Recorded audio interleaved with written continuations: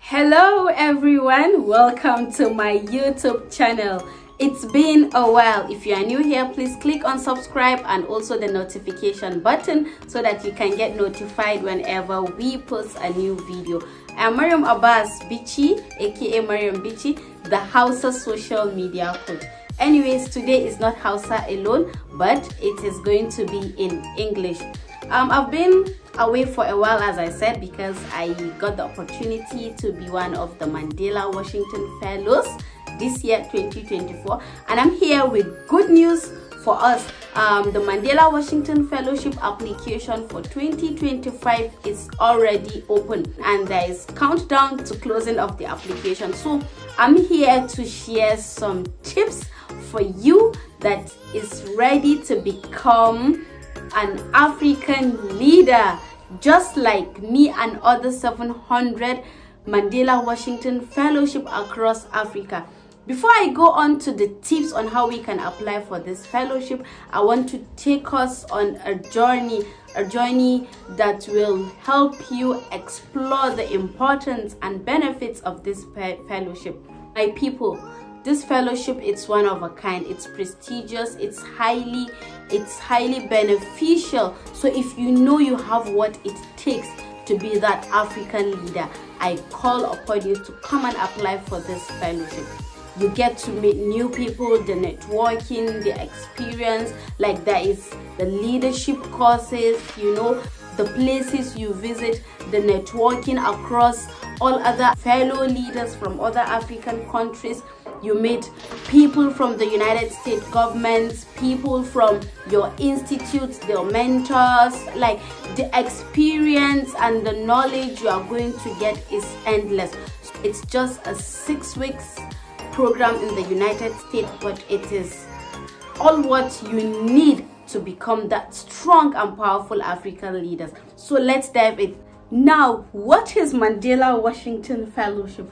Mandela Washington Fellowship is the flagship program of the Young African Leaders Initiative, that is YALI network. The Young African Leaders Initiative YALI was initiated by President Barack Obama during his time as the President of the United States. He initiated this program in order to support and empower young African leaders in the aspect of business, public management, and civic engagement. From that year 2014, the United States Department of State initiated this program by bringing bright young African leaders from the age of 25 to 35 to the United States for 6 weeks intensive leadership program. After the intensive leadership program at different United States universities or institutes, these fellows will be gathered at Washington DC for a closing summit, which there is going to be different breakout sessions, leadership sessions, alumni engagement, cultural display, cultural exchange with these fellows, officials from the United States Department of State, from IREX, which are the implementers of this program, and other people from different 28 partner institute of this program. So that is in summary the Mandela Washington Fellowship program. Now, how can you apply to be part of this Mandela Washington Fellows? How can you be among over 7,000 strong change makers of Africa? Now is to apply, which I already stated. The application is already open currently. The application has been open on 13th August 2024 to be closed on 10th September 2024. So now let's talk about eligibility. Who are supposed to apply for this fellowship? Now, everybody can apply for this fellowship. Everybody, not everybody. Now, if you are between the age of 25 to 35, then you are eligible.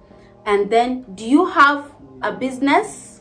Are you an entrepreneur, or do you work for an organization? Yes, you can apply for this fellowship. Do you work for the government, or do you work for an institution? Yes, you can apply.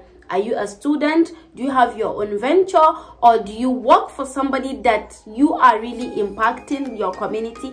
Yes, you can apply. Now, the whole answer is, if you're an African or you stay within the Africa, you are a resident in one of the African countries, then you can apply for this program.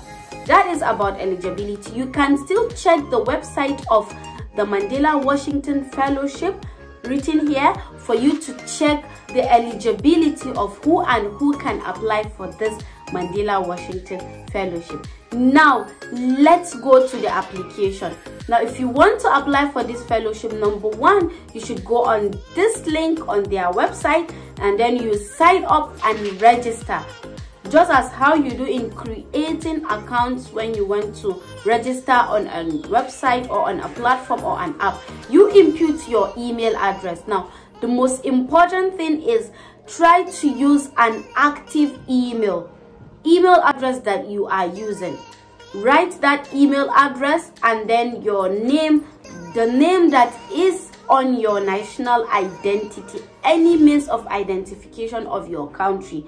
Write that name and then you register, you create a password, and then you move forward to writing your application. Now, one advice I'm going to give you is, while you're applying for this fellowship, you might not finish the application immediately after creating an account. You can go and start attempting some of the questions. Let's say by the biography section, like where you can write your name, your country, your nationality, and all of that. And then maybe you start filling your CV, you attempt some of the questions, and then you can save and go back. Now, one advice I'm going to give you is, one of the most important part of this application is your personal statement. That is the AC. It is simple, it is easy, it is tricky, I must say. But what you have to do is don't overthink things and make sure you are very, very good at what you do. And then another thing is, please don't give someone to write this application for you, because maybe when you pass the application stage, there might be the stage, you might reach the stage of interview, and you are going to do the interview yourself. So don't give someone to write that application. Don't copy each other. That is a form of plagiarism, and you know those people don't play with anything plagiarism. Write your application yourself, because it is your own story. You own your story. You know what you are doing and you know what you are not doing. So don't give anybody to write the application for you, and then do not copy. And then use of AI. Yes, I would advise, don't use AI for your application. You might use other applications that can help you check spellings, grammatical errors, and all of that, but don't use AI, especially ChatGPT, which is an open source. When you use ChatGPT to write your application, you are going to be flagged, because ChatGPT is an open source. It copies from different places, and then your application is going to be disqualified. So try as much as possible to write your application yourself. Now let's go to attempting these questions on the application. Now, there are about 3 different sections of the application. As I said earlier, there is the biography section where you are going to write it, which is very simple. You're going to write your biography, and then the professional side where you are going to like fill your CV or resume, where you're going to fill your CV or resume, what you do, how many years you have been in social stuff, the roles, different roles which you have been working on, and then your personal statement. As I said, it is the most important thing. And mark you, there are humans who read this application. It is not machine or computer that read this application. So you should take your time while attempting this personal AC questions or personal statement on the application. So while you are filling the application on the professional side, you have to choose which track you are applying at. As I said, there are 3 different tracks. There is leadership in business, there is leadership in civic engagement, and there is leadership in public management. Now, what you will do is you look at the nature of your work. Are you in public service? Do you work for any government organization? Or do you work with non-governmental organization? Or do you own your own non-governmental or non-profit organization? Then you will look at the nature of work you do. Or do you even own your own venture, or do you own your own for-profit organization, that is your company or entrepreneurial venture? Or are you wishing to own a venture? So there are people that apply that already have the idea and they have a clear understanding on what their idea will do. So that is when you think of the track you are going to select. Secondly, what you should put in your mind, that whatever type of work you are doing, look at the impact you are making in your community. What impact that work you are doing have in the community? What impact that your venture or your services or your initiative is doing in your community?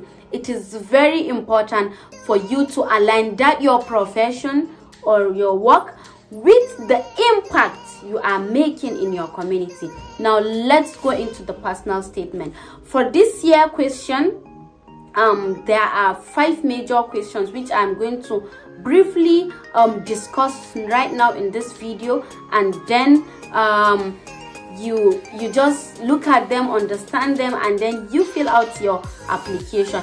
The first question talks about your motivation, goals you want to achieve, and an overview of your major professional accomplishment with specific example. Now, mostly in every application, that is the question.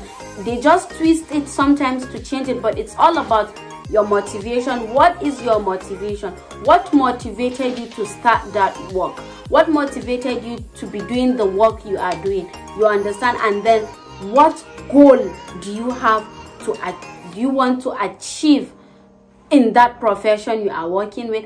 And then what accomplishment have you achieved in that profession? For example, me, I applied under the business track, and for example, what I said motivated me was, as I said in the application, was I grew up in a more conservative environment where women and girls are given less opportunity in terms of education and empowerment in running their businesses. So that was what motivated me. And then in my accomplishment, I stated that, because you have to be more specific and give numbers, I stated that I trained and I empowered more than 4,000 women-led SMEs in order to acquire digital skills they need and entrepreneurship skills they need.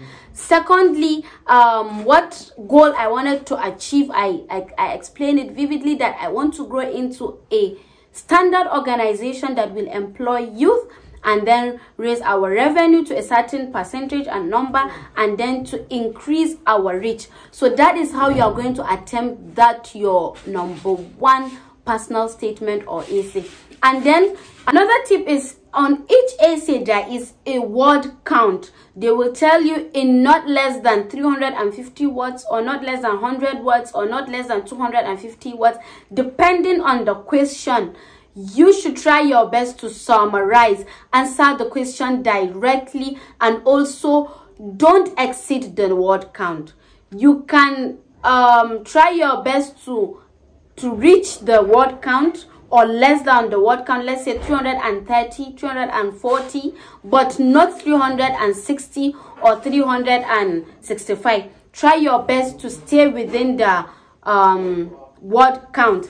And then number 2, based on your understanding of the institute track of study, what knowledge and skills you hope to gain from the fellowship, and also how will this skill enhance your activity. So now this question is trying to ask you exactly, they are trying to make you understand, they are trying to understand what exactly you want to gain from this fellowship. So you try your best based on your institute. Maybe if you select civic engagement, you try to look out for skills and knowledge you want to gain from this fellowship that you have never think of getting from any other opportunity? That's what the question is saying. For me, based on business track, I said I want to gain insight more into the international business management, financial management, how to get access to financial support for my business and all of that. That was why I wrote it. And you should also back it with points. Like, make sure you hype this fellowship, that it is prestigious and you are not going to get any of that skills except in that fellowship. That is about number 2. Number 3, it's mostly a quote from Nelson Mandela. This year's question says that it is in your hands to make a better world for all who live in it. That is a quote from Nelson Mandela. And then the questions then came after the quote. What are the greatest needs in your community? How has your services or work addresses these needs? Include details explaining how your actions contributed to the improvement with your community. So this question number 3, it's all about you telling them in the application the needs that are evident in your community, and then how your work is addressing these needs.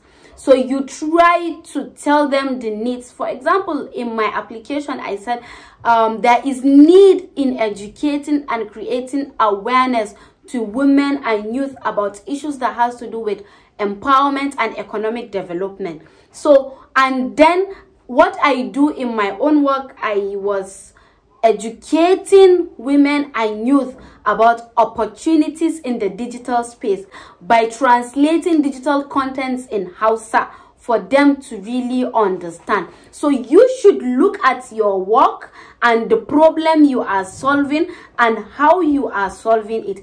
That is what this question number 3 is saying. Then question number 4, it says, what step do you regularly take to ensure inclusion of diverse identity and ideas in your work? Now, this question is asking you about inclusion and diversity. How are you trying to use inclusion and diversity in your work? Is it gender equality? Is it diversity among age group? Is it like try your possible best to tell them how you are addressing inclusion and diversity in your work. For instance, in my application, I tried my best to show that I am doing gender. In fact, my work is focused on gender equality, providing opportunities for women that have and other groups that have been marginalized in the community. And I also told them that I am using inclusive communication by translating digital contents in Hausa, which a lot of marginalized groups don't have access to education because it is provided in foreign language. So try your best to show how you are using inclusion and diversity in your work. And then finally, question 5, the 5th AC. Please describe a challenge, mistake, or setback you face in detail and the specific actions you took to address this this setback. And then how does this experience help you grow as a professional and as a leader? So now this question is asking you more of your resilience. They want to test your resilience. For example, last year in our own application, they asked us about how resilient you are. So this is just like that. What are your challenges first?